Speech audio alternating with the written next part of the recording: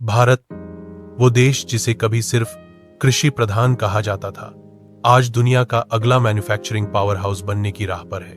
2014 में शुरू हुई एक पहल मेक इन इंडिया अब बन चुकी है एक ऐसा आंदोलन जो भारत की तस्वीर और तकदीर दोनों बदल रहा है। लेकिन सवाल है, क्या सच में 2025 तक भारत दुनिया का मैन्युफैक्चरिंग हब बन पाएगा? आइए इस वीडियो में जानते हैं पूरी सच्चाई। नंबर 1, मेक इन इंडिया की शुरुआत साल 2014 प्रधानमंत्री नरेंद्र मोदी ने लाल किले से एक विजन रखा, जीरो डिफेक्ट जीरो इफेक्ट का सपना। मतलब ऐसा प्रोडक्शन जो क्वालिटी में भी बेस्ट हो और पर्यावरण को नुकसान भी न पहुंचाए। इस पहल का मकसद था भारत को इंपोर्ट करने वाला देश नहीं, एक्सपोर्ट करने वाला देश बनाना। मेक इन इंडिया ने 25 से ज्यादा सेक्टरों में निवेश को बढ़ावा दिया, जैसे कि इलेक्ट्रॉनिक्स, रक्षा, रेलवे, फार्मा, टेक्सटाइल और ऑटोमोबाइल्स। नंबर 2, कैसे बदल रहा है भारत का मैन्युफैक्चरिंग सेक्टर? पिछले 10 सालों में भारत में मैन्युफैक्चरिंग को लेकर जो बदलाव हुए हैं वे वाकई ऐतिहासिक हैं।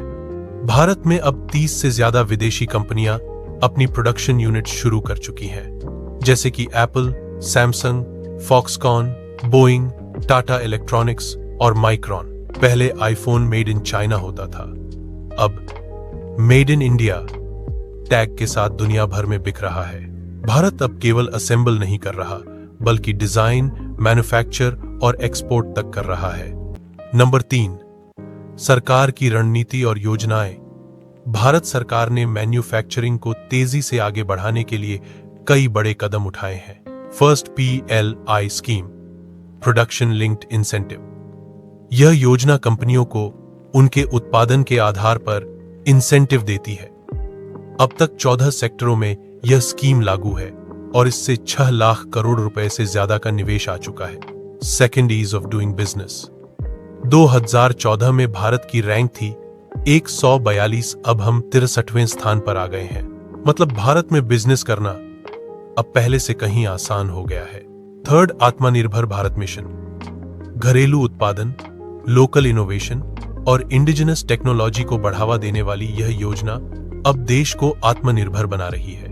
नंबर 4, प्रमुख सेक्टर जो भारत को मैन्युफैक्चरिंग हब बना रहे हैं। अगर हम देखें तो कुछ सेक्टर ऐसे हैं जो भारत के मैन्युफैक्चरिंग फ्यूचर को तय कर रहे हैं। इलेक्ट्रॉनिक्स और मोबाइल उत्पादन में भारत अब एशिया का दूसरा सबसे बड़ा मोबाइल निर्माता बन चुका है। ऑटोमोबाइल और EV सेक्टर में टाटा, महिंद्रा और ओला इलेक्ट्रिक जैसी कंपनियां EV क्रांति की कमान संभाल रही हैं। फार्मास्यूटिकल इंडस्ट्री में भारत दुनिया का फार्मेसी ऑफ द वर्ल्ड कहलाता है।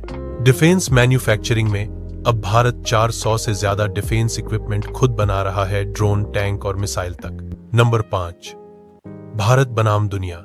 जब चीन की फैक्ट्रियों में लॉकडाउन हुआ, दुनिया को महसूस हुआ विकल्प चाहिए, और वही विकल्प बना भारत। वियतनाम और इंडोनेशिया जैसे देशों से मुकाबले में भारत की ताकत है विस्तृत मार्केट, युवा जनसंख्या और मजबूत इंफ्रास्ट्रक्चर।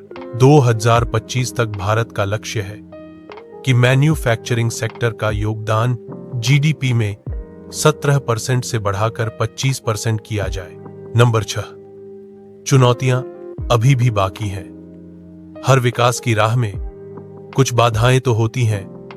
भारत के सामने भी कुछ प्रमुख चुनौतियां हैं। स्किल डेवलपमेंट और इंडस्ट्रियल ट्रेनिंग की कमी, बिजली और लॉजिस्टिक्स की लागत, छोटे उद्योगों तक फंडिंग की पहुंच और ग्लोबल सप्लाई चेन की अनिश्चितता। लेकिन भारत इन सभी समस्याओं को स्ट्रेटेजिक तरीके से सुलझा रहा है।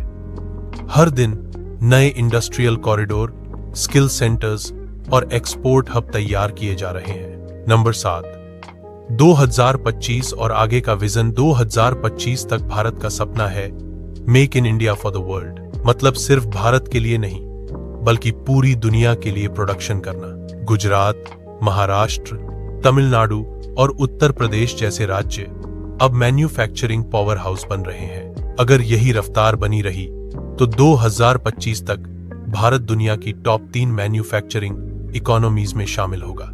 मेक इन इंडिया अब केवल एक सरकारी योजना नहीं, यह हर भारतीय का सपना है। जब एक युवा इंजीनियर नई मशीन डिजाइन करता है, जब कोई startup made in India product दुनिया को देता है, तो वो सिर्फ प्रोडक्ट नहीं बल्कि भारत की नई पहचान गढ़ रहा होता है।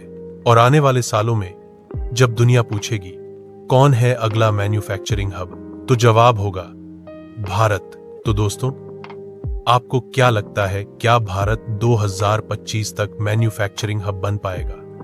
अपने विचार नीचे कमेंट में बताइए। अगर आप भी मेक इन इंडिया की इस यात्रा का हिस्सा बनना चाहते हैं तो वीडियो को लाइक, शेयर और सब्सक्राइब जरूर कीजिए, क्योंकि भारत अब सिर्फ बदल नहीं रहा, भारत बन रहा है भविष्य की फैक्ट्री।